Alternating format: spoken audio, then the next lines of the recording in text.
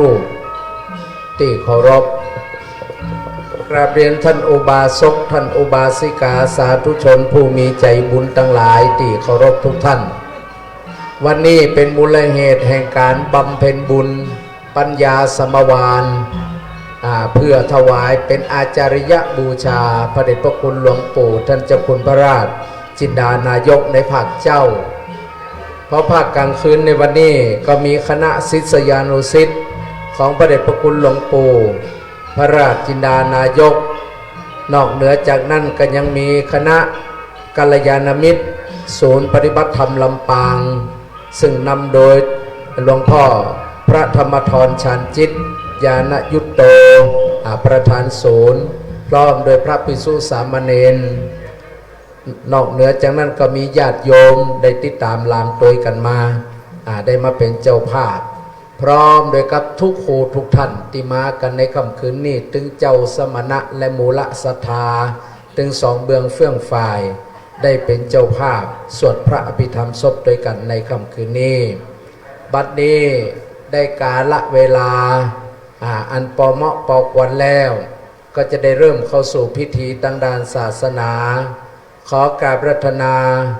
ท่านดร.พระมหากิรติวรกิติวิทยาลัยสงฆ์นครลำปางได้จุดธูปเทียนบูชาพระรัตนตรัยนิมนต์ครับ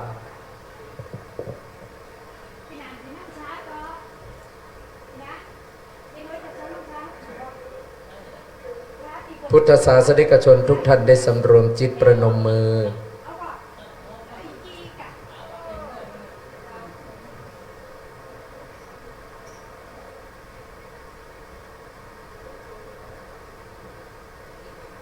นมัสการพระรัตนตรัยลงพร้อมกันครับ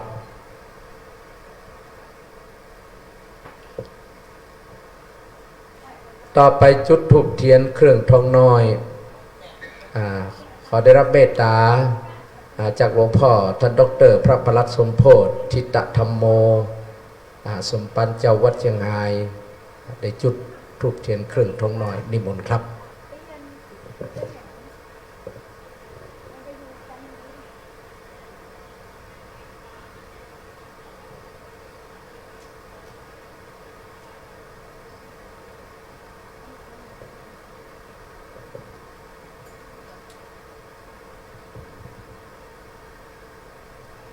ต่อไปจุดเทียนส่องธรรมพร้อมด้วยประเคนพานดอกไม้ขันศีลชาวล้านนาขอได้รับเกียรติจากท่านอาจารย์มนพบรมลำรัตนมหาอุบาสกของศูนย์ปฏิบัติธรรมลำปางเรียนเชิญครับจุดเทียนส่องธรรมก่อนแล้วก็ประเคนพานดอกไม้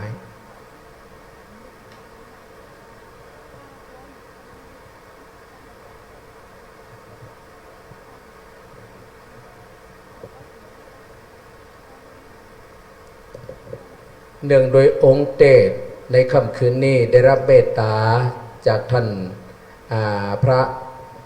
พระอาจารย์ธนพลพิมพสิริสมปานเจ้าวัดดอนแก้วเมืองปานลำปางในฐานะที่เป็นศิษย์มจร.วิทยาลัยสงฆ์นครลำปางซึ่งเป็นพระนักเทศโดยเฉพาะอย่างยิ่งเทศระบำปื้นเมืองเหนือจะเน้นเกี่ยวกับเรื่องของการอัธรสการใส่ใส่กาบต่างๆก็ถือว่าเป็นปกิณกธรรมในค่ำคืนนี้ฉะนั้นในโอกาสต่อจากนี้ไปก็จะนำเข้าสู่พิธีทางศาสนาพุทธศาสนิกชนทั้งหลายขอได้สำรวมจิตกล่าวคำปูจาพระรัตนตรัยไหวพระอิมินาสการเณพุทธังอภิปูชญามิอิมินาสการเณธัมมังอภิปูชญามิอิมินาสการเณสังฆังอภิปูชญามิอะระหังสัมมาสัมพุทโธภะคะวา พุทธังภคววันตังอาภิวาเทมิสวากขาโตภควตาธัมโมธัมมังนามาสามิสุปฏิปันโนภควโตสาวกสังโฆสังฆังนะมามิมะยังพันเตติสารเนนะสหปัญจศีลานิยาจามาตุอติยัมปิมะยังพันเตติสารเนนะสหปัญจศีลานิยาจามาตาติยัมปิมะยังพันเตติสารเนนะสหปัญจศีลานิยาจามา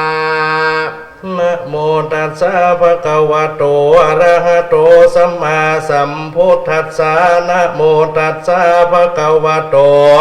อะระหะโตสัมมาสัมพุทธัสสะนะโมตัสสะภะคะวะโตอะระหะโตสัมมาสัมพุทธัสสะ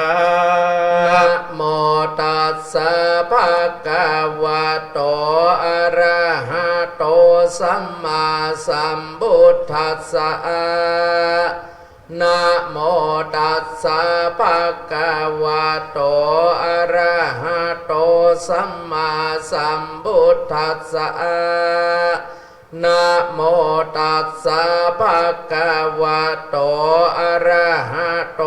สัมมาสัมพุทธัสสะ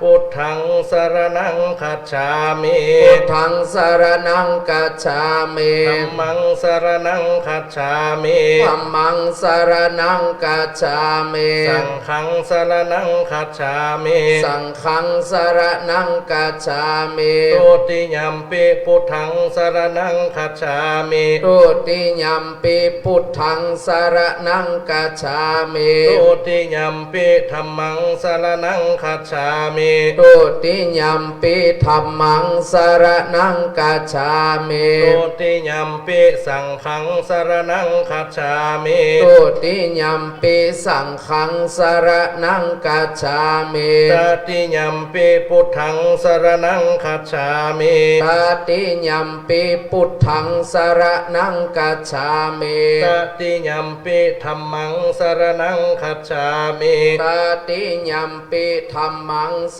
รณังคัจฉามิตติยัมปิสังฆังสรณังคัจฉามิตติยัมปิสังฆังสรณังคัจฉามิติสรณะคมนังนิทิตังอามะพันเตปานาติปาตาเวรมณีสิกขาปะทังสมาธิญามิปานาติปาตาเวรมณี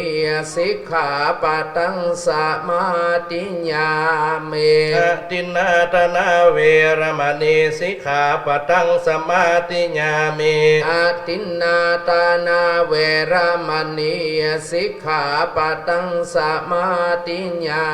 มิกาเมสุมิจฉาจาราเวรมณีสิกขาปะทังสมาธิญามิกาเมสุมิจฉาจาราเวรมณี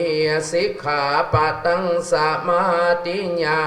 มิมุสาวาทเวรมณีสิกขาปะทังสมาธิญามิมุสาวาทเวรมณีสิกขาปะทังสมาธิญามิสุราเมรยมัชฌปมาตฐานาเวรมณีสิกขาปะทังสมา ติญามิ สุราเมรัญญมัจจะปัมมาตัฏฐานาเวระมณีสิกขาปะทังสมาธิญามิ นิมานิปัญจสิกขาปทานิสีเลนะสุขติงยันติสีเลนะโภคสัมปทาสีเลนะนิพุตติงยันติตัสสมาสีลังวิโสตะเย สาธุลำดับต่อจากนี้ไปพุทธบริษัทท่านผู้มีเกียรติทั้งหลาย จะได้สดับรับฟังพระสัทธรรมเทศนาในค่ำคืนนี้ ก็ได้รับเมตตาจากท่านพระอธิการธนพลพิมพสิริสมปานเจ้าวัดดอนแก้วอำเภอเมืองปานจังหวัดลำปางจะได้มีเมตตาแสดงธรรมใส่ใส่กาบเป็นปกิณกธรรม เพื่อให้เกิดมีอรรถรสแห่งการแสดงธรรมิกถาในค่ำคืนนี้ เพื่อไปถวายเป็นอาจาริยบูชาสิริธรรมโมภิกขุพระเดชพระคุณหลวงปู่ท่านเจ้าคุณพระราชจินดานายกได้รับทราบกองบุญกองกุศลเป็นประการเบื้องต้นและหมู่เฮาท่านทั้งหลาย ก็จะได้เกิดเป็นบุญเป็นกุศลอานิสงส์ธรรมมัตสวนะใหม่ บุญเกิดจากการฟังธรรมด้วยความเคารพตามเวลาอันสมควรณบัดนี้โสริญาเดียวจ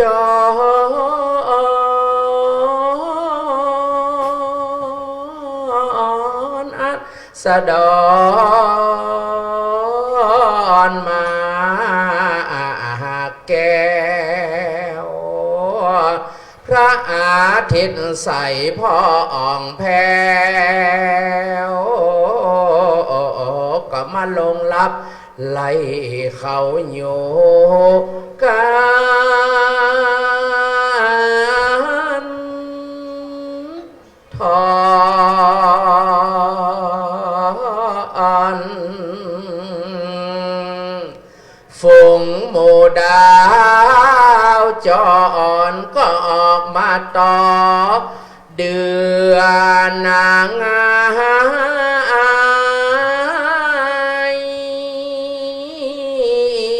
ดาวพระกายก็ออกมาใส่เปงปอยฝูงหมูดาวจางน้อยจางน้อ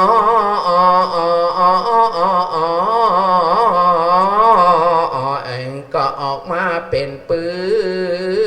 นดา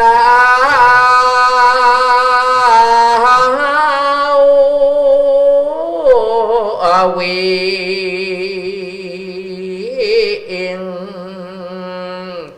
ขอนิมนต์โลกสิทธิพระอมุนีตนพานแผ่วคืนนั่งธรรมะอาจแก้วนิดนั่งแล้วจุงเตสานา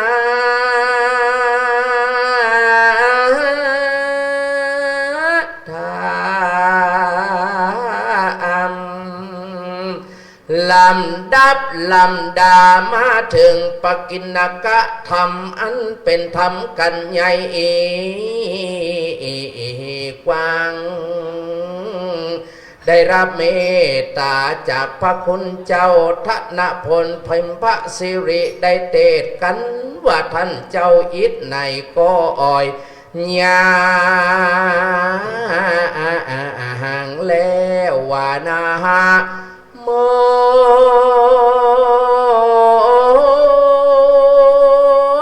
ไป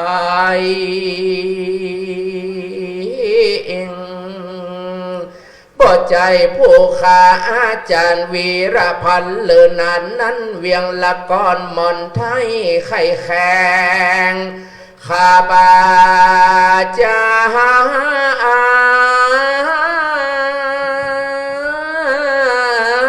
เพราะกับธรรมก็เหมือนปุรีกับอมเมียง เป็นการสลองสมณะศรัทธามูลศรัทธาในค่ำคืนวันนี้นาอ่านเล่าอุทิศผลบุญตานไปหาเป็นอาจาริยะปู่จาพระเด็จพระคุณหลวงปู่ท่านเจ้าพระราชจินดานายกเนื้อนานุกรรมปิมังปะจังอาราธทานังกะโลมหาเส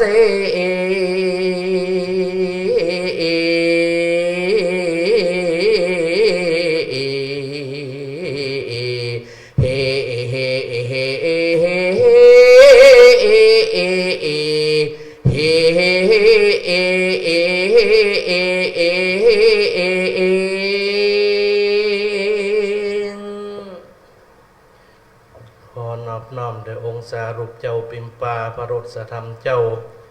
ขอถวายความเคารพแด่พระสงฆ์พระเถรานุเถระเจ้าทุกลูกตลอดจนถึงเจริญพร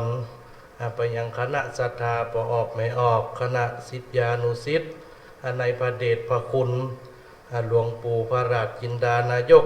คณะกัลยาณมิตรศูนย์ปฏิบัติธรรมลำปางเก่ากับผมขอกราบคารวะ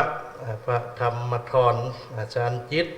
ยานยุตโตประธานศูนย์ตลอดจนถึงพระเถระอนุเถระเจ้าทุกลูกอีกครั้งหนึ่งวันนี้เก่ากับผมก็มีความปิติยินดี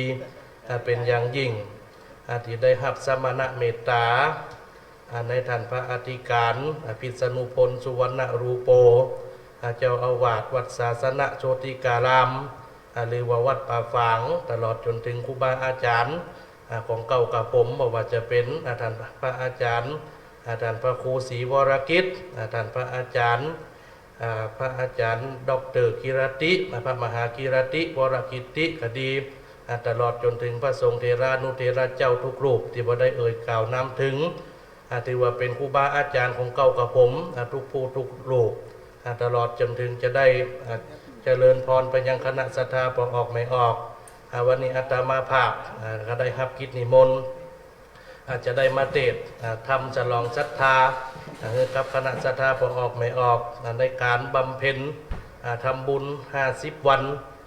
กับพระเดชพระคุณหลวงปู่พระราชจินดานายกถือว่า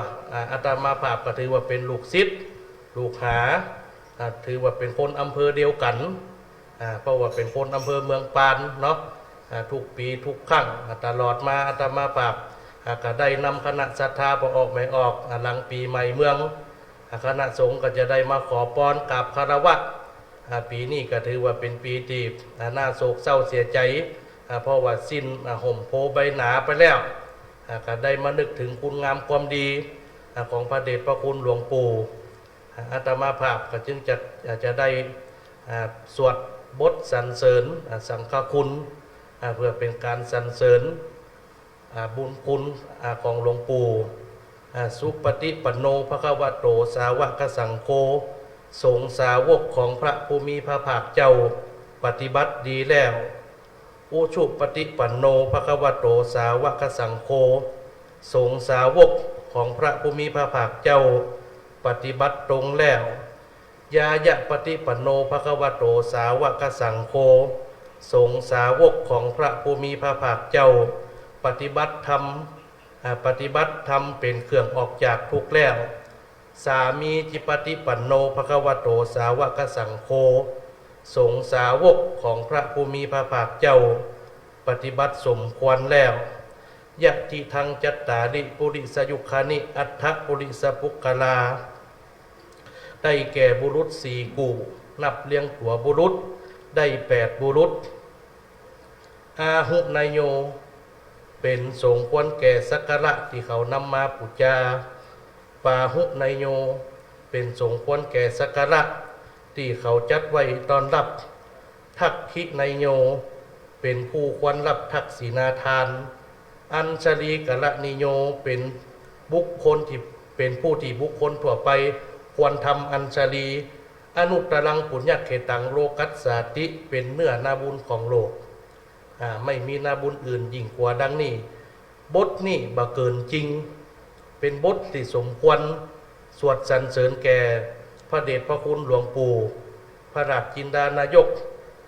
บทที่อาตมาสวดมาตะกี้เป็นบทสังฆคุณเป็นบทที่สมควรที่สุด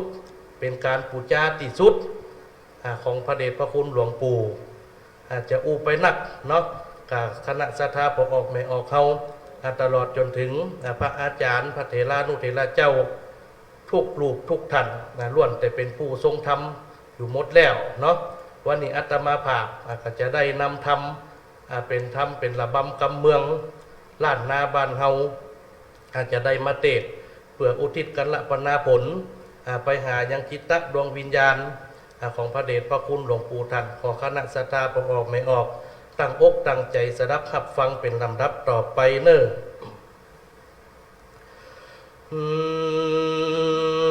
เสียงห้องห่ำให้โศกเศร้าโศกา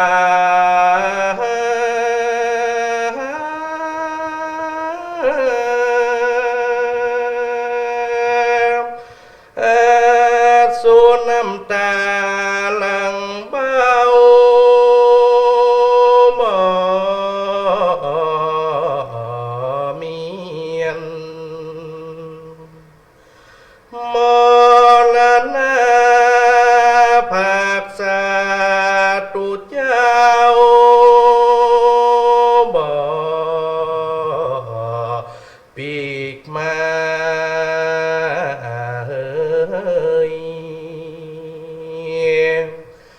พระราชจินดานาย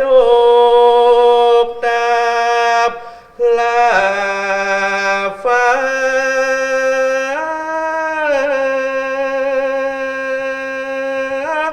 แน่นิ่งไปนะวั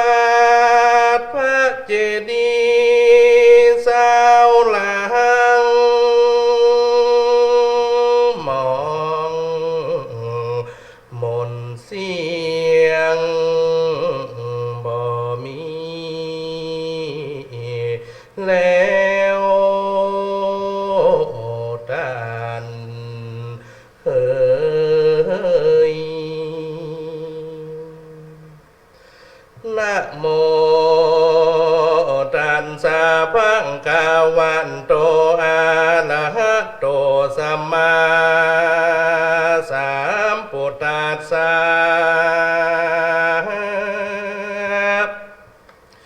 ปุญญานิปาลาโลกันสัมมิงปฏิทธาหนติปานินันติสาทโวนุราสัมโปนิสันตังไหลตังยิ่งใจหน่อยใหญ่ผู้มักไฟผู้สนผู้เตี้ยวหนดกลาไตลมฟ้าโลกโลกีผู้ใจงามดีว่าเจิดงามมาเลิดยังคันใจใส่บ้านบ่อเศร้าสัตถาหนุ่มเท่าหยาดมิตรวงบ้านป่อน้อยป่อนานป่อลุงแม่ป่าสัตตาเจ้าคาตั้งไก่และไก่ที่ใดตั้งใจพร้อมเพียงเหียงนาสัตถาแห่งกายกมือย่อตันมาสาธุกันกร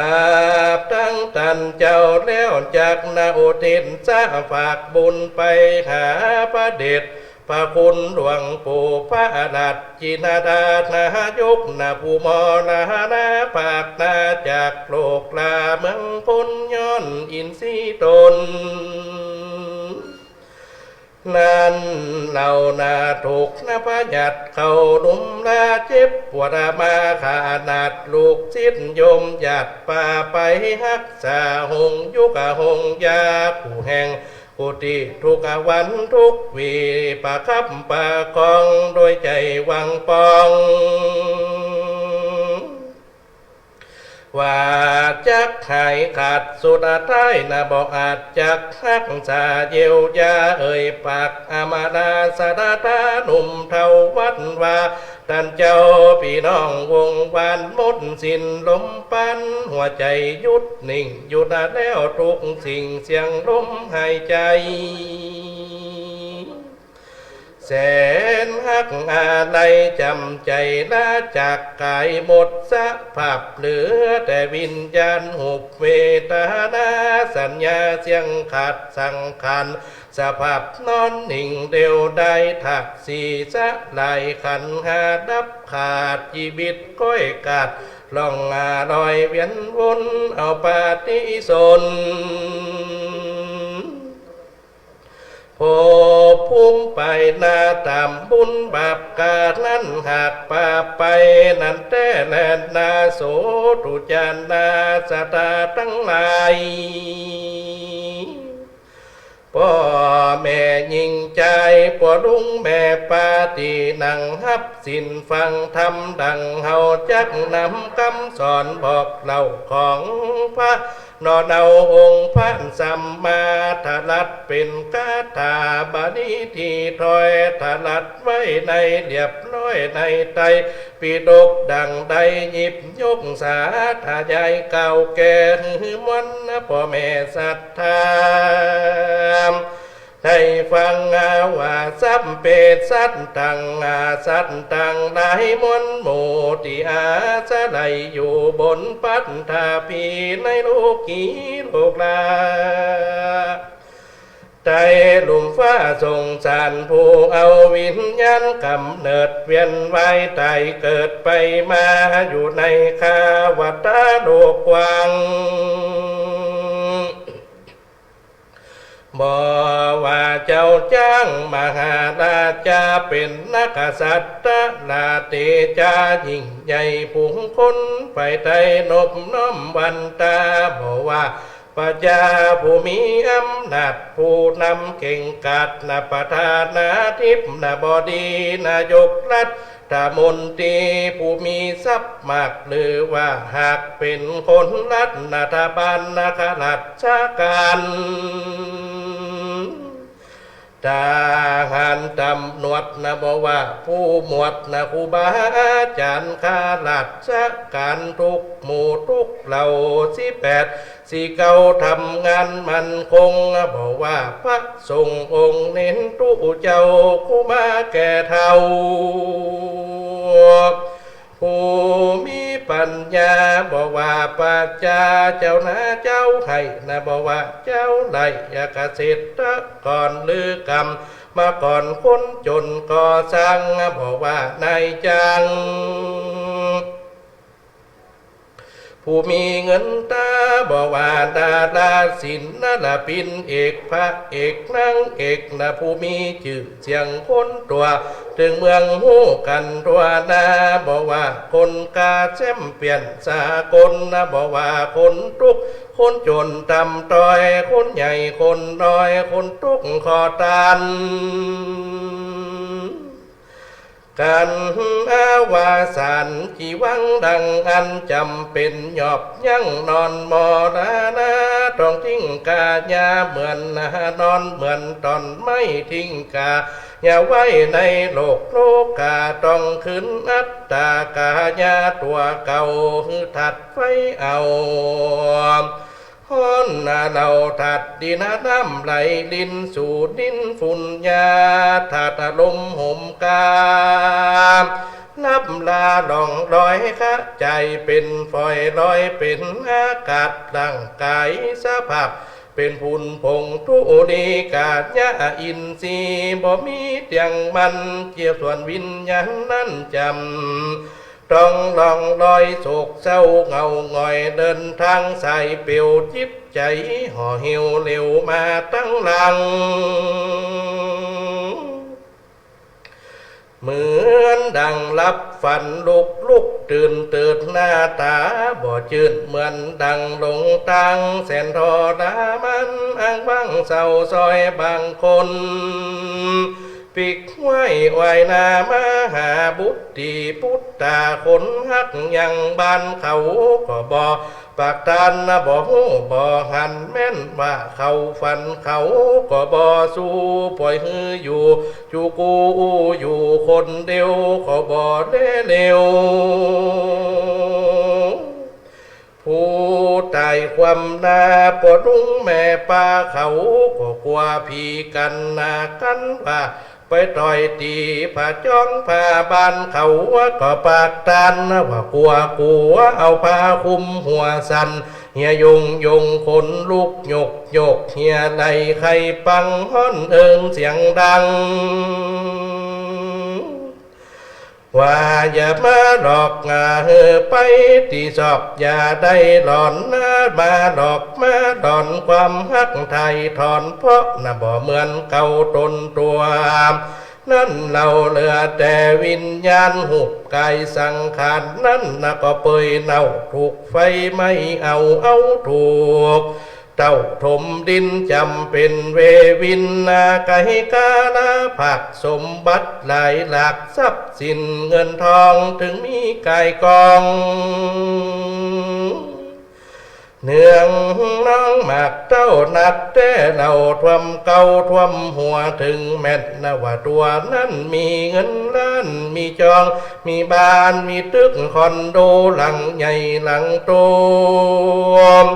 สูง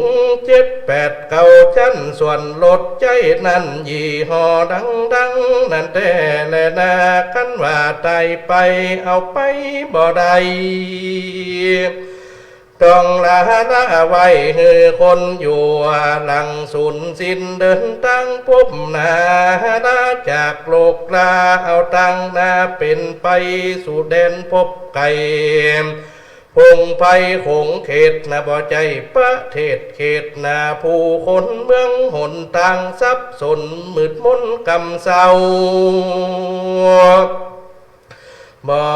มีไผเล่าเป็นเปื้อนเดินทางแสงสีเลียนดังเดินทางบ่ถูกมียมถูดจองจำนำไปให้สุดแต่วิสัยแห่งกรรมบุญบาปมาที่ใดทำมาแม่จัดขังอยู่เมืองคนนั้นจักบันดลสู่ที่นี้ชั่วผลกรรมมาบ่หัวหายไปในผู้เทียมผู้ใดจิตใจผ่องใสประเสริฐทำดีล้ำเลิศสร้างแต่ความดีบุญป่าลามีจากนำไปเกิดแดนที่ผาเสริฐเมืองคนนาถือปาที่สนนาคคุณมั่งคั่งเป็นผู้พร้อมพังหยดสักนาทรัพย์สินเงินตาบอดอยากกันส่วนผู้ใดนั้นจิตใจมองมัวบ่ยานบ่กว่าเว้นกรรมบาปกาสิน8สิน5บ่มีกับตนนะบ่สังกุศลโพนาบุญไปนาธรรมบาปกาอากุศสานลาตังวัดตังวาบ่ปาใจเข้าวันพระวันเจ้าบ่เข้าไปสาสินตานภาวนาบ่มีสักหน่อยกันว่ากัดก้อยม้อยมอนากุศลาเวรกรรมบาปเศร้าจักปาไตเต้าเข้าสู่งามใบแดนตีชิงใจไผบ่ใครเข้าเพราะแดนนี้เรามีแต่ทุกขีนรกหาเวจีเปียวไฟแดดไม่ห้องให้เจ็บปวดกาญานั่นแต่แลนาสันทาผู้ขาตั้งได้หญิงใจหนุ่มเท่าที่มานั่งเฝ้าฟังทำควันดีจำไม่เปื่อเป็นไม่ไตสอนตนการเกิดเป็นคนแสนที่จักทุกข์ยากอย่าใดพระมาตต่างตานชีวิตเฮามันแสนน่าจะสั้นชีวิตเฮานั้นมันบ่แน่นอน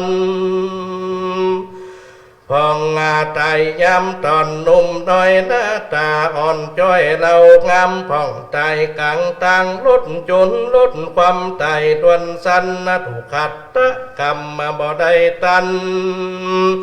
สั่งอำดามุญาติกาเมียแป้งลูกเต่าผ่องตายแก่เท่าจะดาแล้วแต่กรรมไปจะสั่งไว้ตายเมื่อใครเหนาในโลกาภัยอันนาตาลายหมอยาบ่ได้ก็จบแล้วใส่เหมือนดังพระเดชพระคุณหลวงปู่พระราชจินดานายกท่านเจ้าวติใดสาระตนตัวเข้ามาอยู่ในศาสนามัจจุราชาเป็น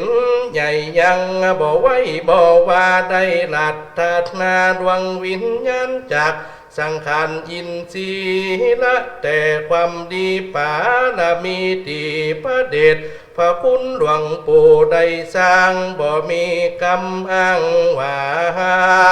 ความ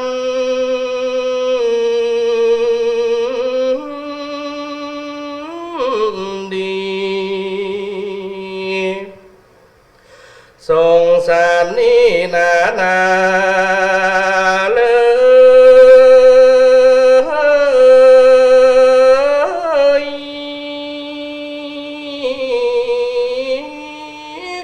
สั่งมาแสนจะยากยุ่งเหมือนสายใยแมงกำปุง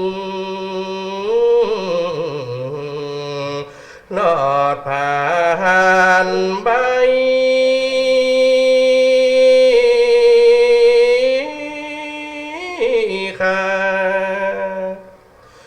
ว่าโอ้ยนอ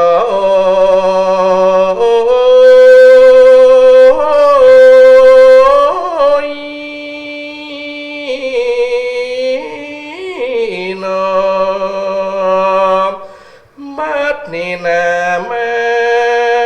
สงสารพระเดชพระคุณหลวงปู่เจนลำเจ้าว่ามาลับสอนตาใจว่าไอลาวมาขาดมื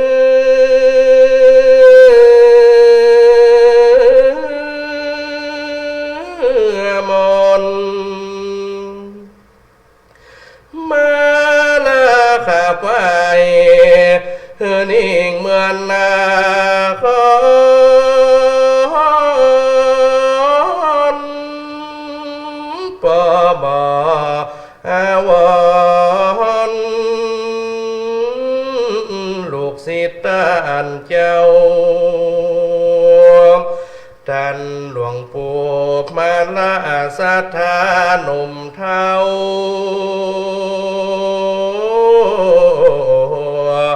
ที่เคยส่งเข้าหนอถึ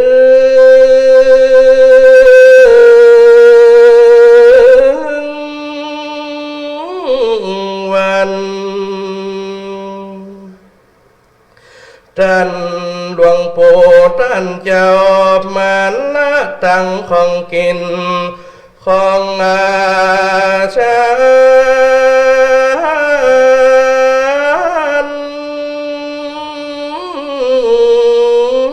กำปอนงามที่เคยสวดไว้ตันมาลาไว้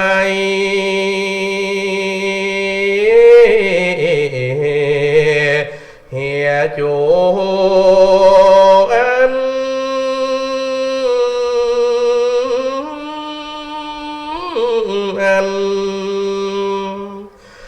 มา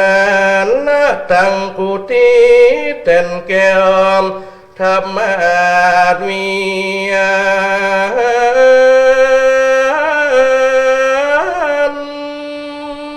ตังพระธาตุองค์ค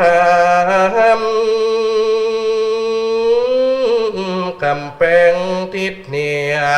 ทิศใต้อาคารห้องเฮียนที่หลวงปู่สร้างไว้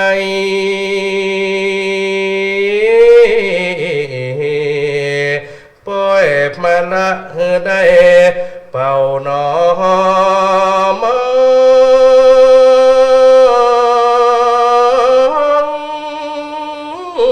ได้เกิดไปแล้วน้ำตาก็ไหลลงเป็นน้ำสา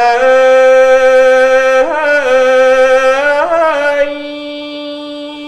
เป็นแต่เว้นกามได้มาตันตอบสายสิ่งที่พระเดชพระคุณหลวงปู่ตั้งใจไว้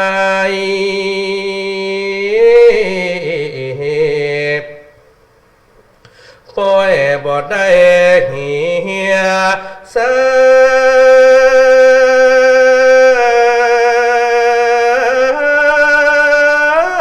กกรรมพระเดชพระคุณหลวงปู่มานะตั้งขวังแก้วตั้งอาสามวัดวา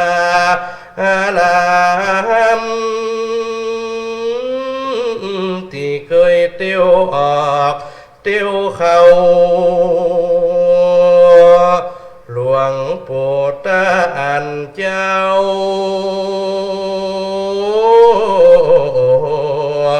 เหมือนบ่ห่วงหา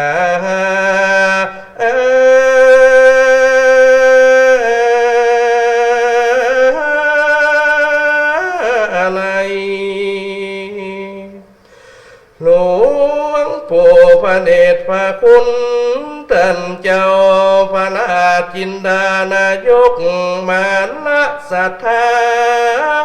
หนุ่มเทาไปไกลแสนากายสู่สวรรค์ขันหายหกห้องที่มีภาษาทยอดซอยอดซองและจันทร์สวรรค์วีมันงามหินพรหมตันไทย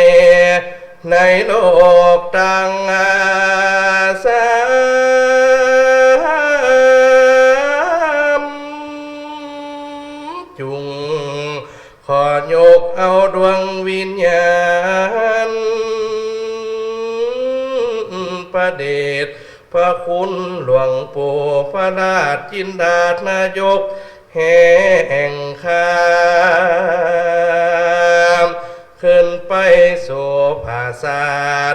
จานฟ้า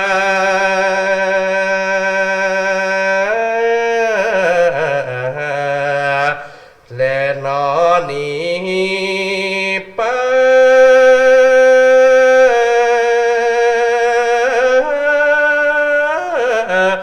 นั่งนั้นดีนินทิตังขีญาสังวันนานาวินเสร็จจากห้องเหตุยังทำเลี้ยงตั้งสายเปียวก็บังคมสมเด็จเสร็จแล้วเต่านี้ก่อนแล้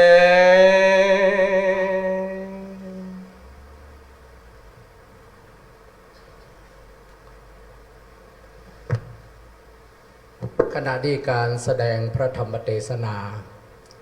ซึ่งท่านพระอธิการธนพลพิมพสิริได้เทศ คือได้เกิดเป็นเนื้อนาบุญเพื่อที่จะได้ไปบังเกิดเป็นอาจาริยบูชาแด่สิริธรรมโมภิกขุประเดชพระคุณหลวงปู่พระราชจินดานายกได้จบสิ้นเรียบร้อยต่อไปก็จะได้มานั่งเป็นประธานสวดพระอภิธรรมต่อ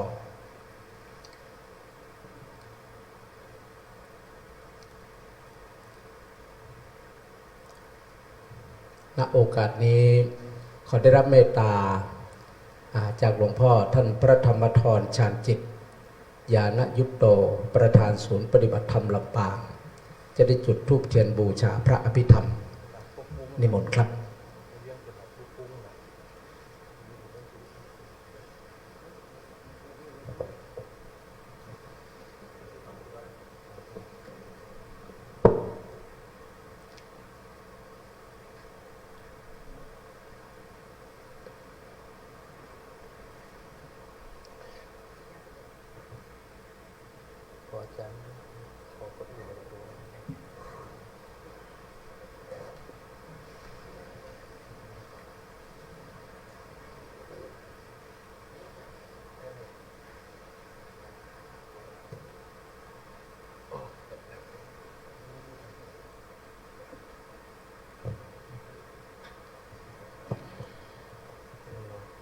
สูตรพระอภิธรรมในคืนนี้จะเป็นสวดแบบเบาโบราณของเจ้าเหนือเปิดห้องว่าสูตรสิญาเป็นการสูตรเป็นระบำทำนองเป็นภาษามคธบาลีลงนอนณโอกาสบัดนี้เจ้า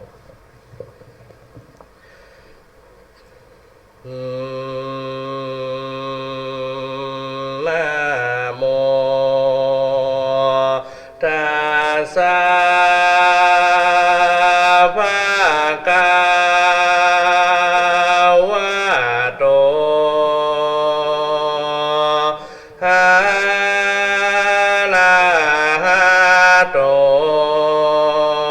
สัมมาสัมพุท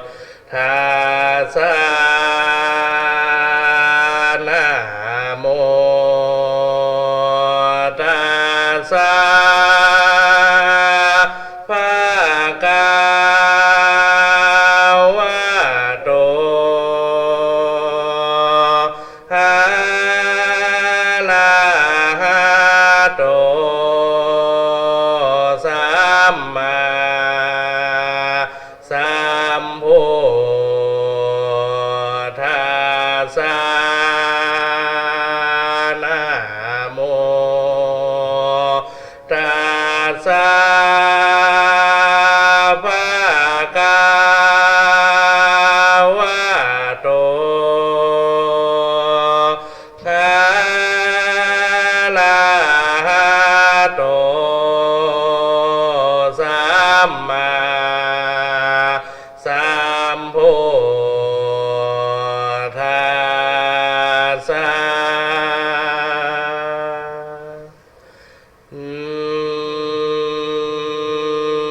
สิยากุศลังจะธรรมังปฏิจจกุศโลจะธรรมโมปัจจยังหิตุปัจจยาสิยากุศลังจะธรรมังปฏิจจพยากาโตจะธรรมโมปัจจยังหิตุปัจจยาสิยากุศลังจะธรรมังปฏิจจกุศโลจะธรรมโมป ปัจจยังหิตุปัจจยาสิยากุศลังจะธรรมังปริจากุศโลจะปัญญากาโตจะธรรมโมปัจจโยหิตุปัจจยาสิยากุศลังจะธรรมังปฏิจจาปัญญาโตจะธรรมโมปัจจโยหิตุปัจจยาสิยาปัญญากตังจะธรรมังปัญญากโตจะธรรมโมปัจจโยหิตุปัจจยาสิยาปัญญากโตจะธรรมโมปัจจยังหิตุปัจจยาสิยาปัญญากตังจะธรรมังปฏิจจากุศโลจะปัญญากโตจะธรรมโมปัจจยังหิตุปัจจยาสิยากุศลันจะปัญญากตันจะธรรมังปฏิจจากุศโลจะธรรมโมปัจจยังหิตุปัจจยาสิยากุศลังจะปัญญากตันจะธรรมังปฏิจจากุศโลจะธรรมโมปัจจยังหิตุปัจจยาสิยากุศลันจะปัญญากตันจะธรรมังปฏิจจาปัญญากโต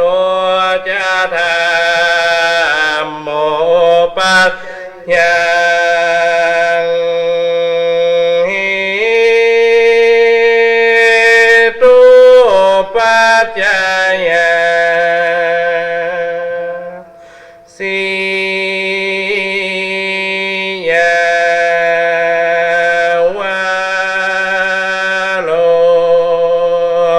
ทิโต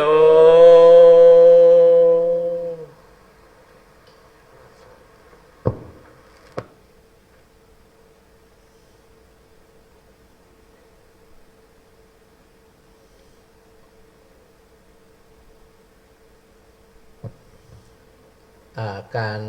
สูตรสิญญาก็ได้จบสิ้นไปเป็นตีเรียบร้อย ต่อจากนี้ไปก็จะได้ถอดผ้าไตรบังสุขุล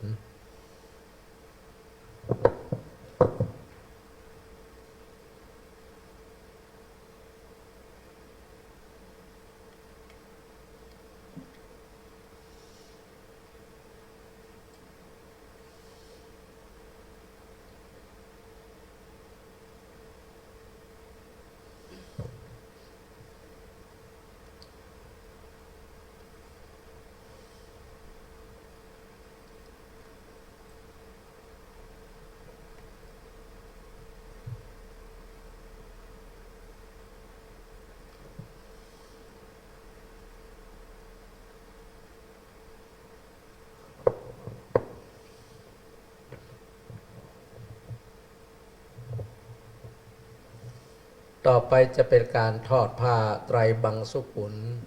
หลังจากที่กระผมได้อ่านรายนามเรียบร้อย ก็ลุกจากตีนำผ้าไตรบังสุกุลตีตั้งเจ้าหน้าที่ได้เทียบไว้ให้เรียบร้อยยกขึ้นและนำขวางผูสายโยงจากหันก็กลับไปนั่งที่เดิมได้นะครับ เรียนเชิญท่านผู้มีเกียรติ4ท่านดังต่อไปนี้พันโทอนุสิทธิ์คงศิลป์จากมณฑลทหารบกที่32ค่ายสุรศักดิ์มนตรีในฐานะที่เคยเป็นศิษยานุศิษย์หลวงปู่ครั้งเมื่อเป็นบรรพชิตไตรที่2เรียนเชิญคุณสมคิดมาผานุการไตรที่3เรียนเชิญคุณจันเพ็ญฐานุการและไตรที่4เรียนเชิญคุณสริญญาวีระน้อยเรียนเชิญครับ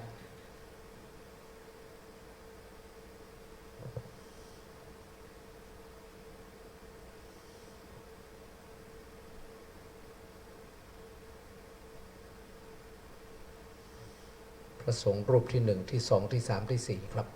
รอพร้อมกัน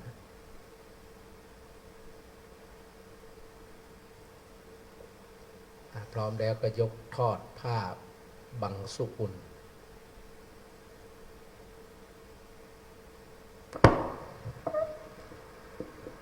กลับนั่งที่เดิมได้เลยนิมนต์พระสงฆ์พิจารณาครับอานิจจวัฏสังขาราอุปาทวยธรรมมิโน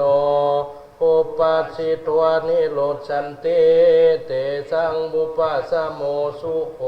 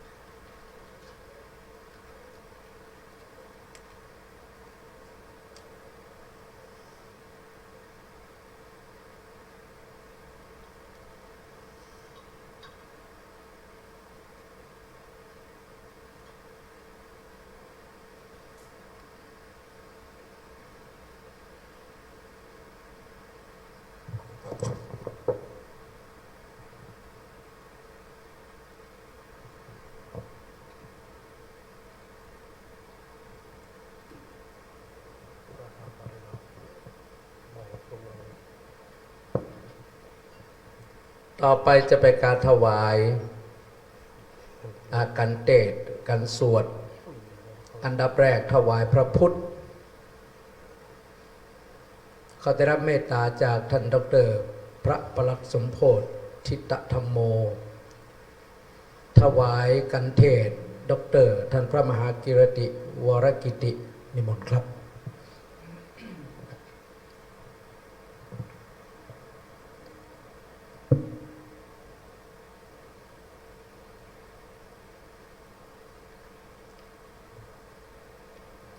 ต่อไปถวายกันสวดพระสงฆ์4รูปถวายรูปที่1คุณสมคิดผานุการถวายรูปที่2คุณจันเพ็ญผานุการถวายรูปที่3คุณสริยาวีระน้อยและถวายรูปที่4คุณนพพรยศแก้วอุด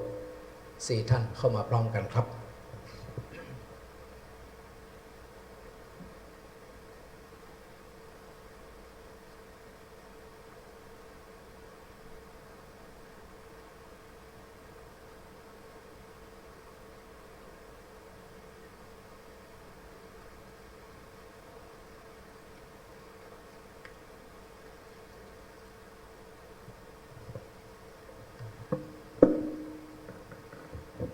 ต่อไปท่านไหนที่มีน้ำเตรียมน้ำสำหรับกรวดน้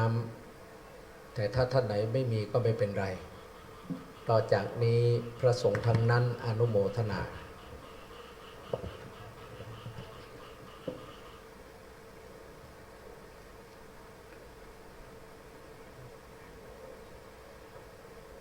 ยะถา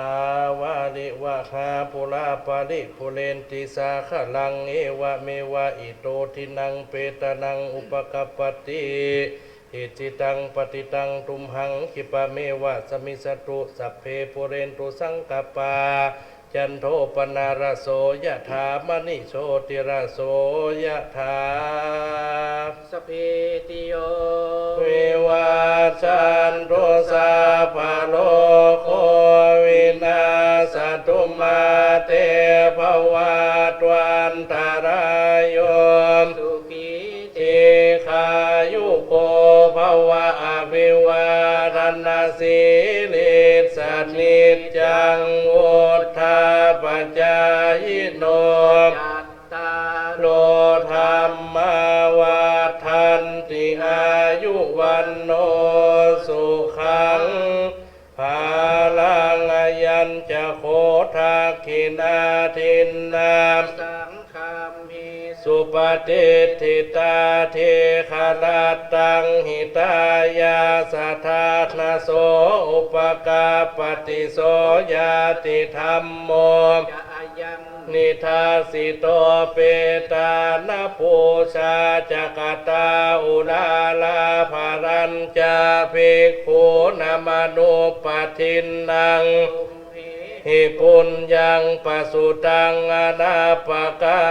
รติภวตุสาภมังคลังลักขันตุสาภเทพสาภพุทธานุภาเวนัสทธาโสธีภวันตุเตภวตุสาตุสาภเทวตาสาภธรรมานุภาเวนัสทธาโสธีภวันตุเตภามังคลังลาขันตุสาภเทวตาสาภสังฆานุภาเวนัสทธาโสธีภวันตุเตสาธุบัดนี้พิธีสวดพระอภิธรรมศพก็ได้จบสิ้นเรียบร้อยต่อจากนี้ไปเฮาก็จะไหว้ศาลาพระเจ้าตามเบาโบราณประเพณีปืนเมืองเหนือเฮาครับอะระหังสัมมาสัมพุทโธภะคะวาพุทธังภะคะวันตังอภิวาเทมิสวากขาโตภะคะวะตาธัมโมธัมมังนามาสามิสุปฏิปันโนภะคะวะโตสาวกสังโฆสังฆังนะมามิกระผมในนามตัวแทนของศิษยานุศิษย์ทางภายในก็มีคณะสงฆ์ของวัดพระเจดีย์ซาวหลังทุกรูปหนแห่งห้องปลายนอกก็หมายมีคณะไวยวัจกรกรรมการวั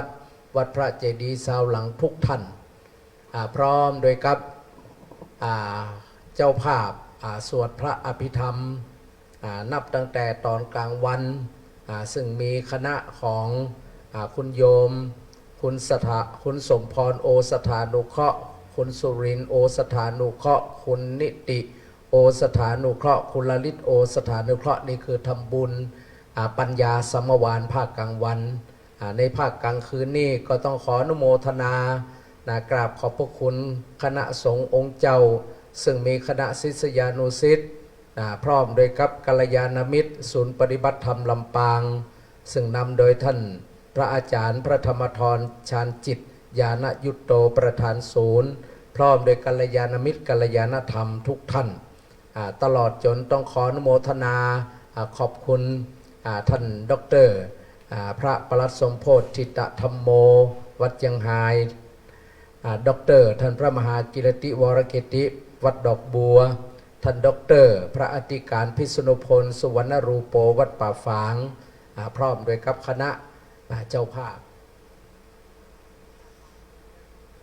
ได้มีโอกาสได้มาเป็นเจ้าภาพตลอดจนคณะดนตรีวงปีปาดของโรงเรียนลำปางกัลยาณีที่ได้มาอุ้มงานสงเสพในค่ำคืนวันนี้ การต้อนรับขับสู่สิ่งหนึ่งสิ่งใดตั้งคณะกรรมการศรัทธาวัดพระเจดีย์ซาวหลังอาจจะบ่ได้มาต้อนรับได้ทั่วถึงเนื่องจากว่าวันนี้มีภารกิจงานเกี่ยวกับเรื่องของงานขาวดำเนี่ยในวัดของเฮานี่ก็คือหลวงปู่แล้วก็น้องหรือญาติของหลวงปู่เนี่ยก็ได้เสียไปแถมตั้งศพบำเพ็ญกุศลที่บ้านวังหมอกก็แบ่งกันไปนะครับเพราะฉะนั้นกุศลผลบุญใดที่พุทธบริษัททั้งหลายได้มาบำเพ็ญบุญในค่ำคืนวันนี้จะมีนักมีน้อยโดวยประการชันใดก็ขอนำไปเพื่อเป็นอาจาริยะส่งเป็นอาจาริยะบูชาถึงพระเดชพระคุณหลวงปู่ท่านเจ้าคุณพระราชจินดานายกได้รับทราบและขอผลบุญนั่นได้สะท้อนย้อนกลับมาถึงเจ้าสมณะมหามูลศรัทธาถึงสองเบื้องเฟื่องฝ่ายได้รับอานิสงส์แห่งฐานไมยบุญสำเร็จแห่งการฮือตานในครั้งนี้เต้าก็ได้ทวนทั่วนานั่นจุงจังมีเตียงแต่ดีหลีแด่เตอขออนุโมทนากราบขอบพระคุณพระเถรานุเถระเจ้าทุกรูปและขอบคุณอุบาสกอุบาสิกาทุกท่านมาณโอกาสนี้ด้วยครับ